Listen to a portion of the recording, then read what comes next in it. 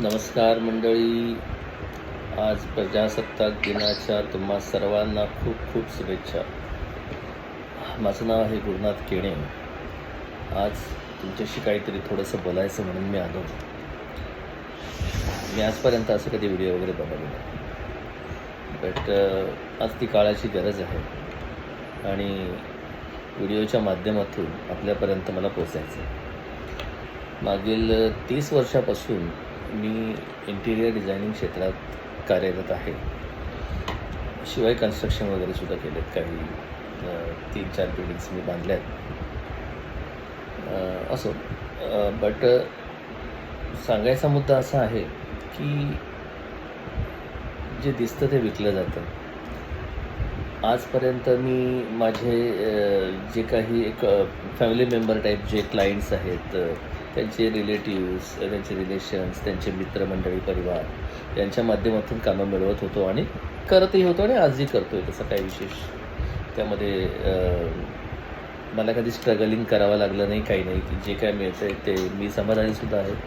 But बरेचसे मित्रमंडळी म्हणाले की यार तूसुद्धा व्हिडिओ बनव, की तुला इतकं नॉलेज आहे, 30 वर्षाचा एक्सपिरियन्स आहे, तू का करत नाहीस, तू का माहिती देत नाहीस. माहिती देत नाही अशातला भाग नाही आहे. माझ्या क्लायंट्सना मी संपूर्ण माहिती देतोच. बट इतर जनसामान्यांना आज इंटिरियरच्या क्षेत्रात विशेष माहिती नाही. इंटिरियर म्हणजे समजतात की असं समजलं जातं की 4 चांगले रंगबिरंगी पडदे लावले, एक फॉल सिलिंग बनवली, त्याला एक चांगलं रंगबिरंगी पट्टे मारले, टी व्ही युनिटच्या नावाने भिंतीवर प्लाय ठोकून त्याला सनमायका लावला, झाला इंटिरियर. असं नाही होत. इंटिरियरचं मेन उद्देश असतो की स्पेस मॅनेजमेंट. आपण स्पेस कशी मॅनेज करतो, आपण छोट्या घरात मोकळी जागा कशी वाटेल याचा विचार नेहमी करतो. पण हल्ली याचं कन्सेप्ट फार वेगळं झालेलं आहे. बरेचसे कोणीतरी थातुरमातून येतं, हां मी तुम्हाला इंटिरियर करून देतो, स्वस्तात करून देतो. स्वस्त हे कधी मस्त नसतं आणि मस्त करायचं आहे तर ते स्वस्त नाही मिळणार.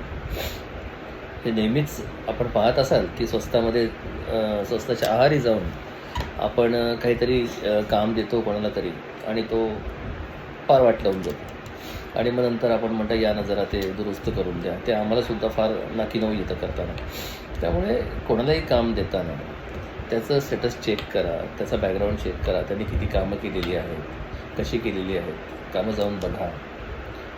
त्यातून तुम्ही ठरवा कोणाला काम द्यायचं. कारण तुम्ही तुमच्या कामाचा कष्टाचा पैसा त्यामध्ये लावताय, तर तुम्हालासुद्धा त्याप्रमाणे काम मिळालं पाहिजे, जे ड्युरेबल असलं पाहिजे. किमान एकदा काम केल्यानंतर 15-20 वर्ष तुम्हाला काही करण्याची गरज नाही. मी सरळ सांगतो, मी स्वतः सांगतो की मी काम करतो आहे 20 वर्ष डोळे झाकून बसा आरामात. मग माझ्याकडे पुढची पिढी येते, त्यांची मुलं मोठी झाली की काका तुम्ही आमचं 20 वर्षापूर्वी काम केलं होतं, आता आम्ही मोठे झालो आहे, जॉबला लागलो आहे, फ्लॅट घेतला आहे, या आपल्याला पुन्हा काम करायचं. याला म्हणतात गुडविल. गुडविल राखून आहे. वाटलं सहज बोलावं, गप्पा माराव्या या सोशल मीडियाच्या माध्यमातून, तुमच्यापर्यंत पोहोचावं. छान वाटलं तुमच्याशी बोलून. तुमचा असाच पाठिंबा सदैव माझ्या पाठीशी राहू दे.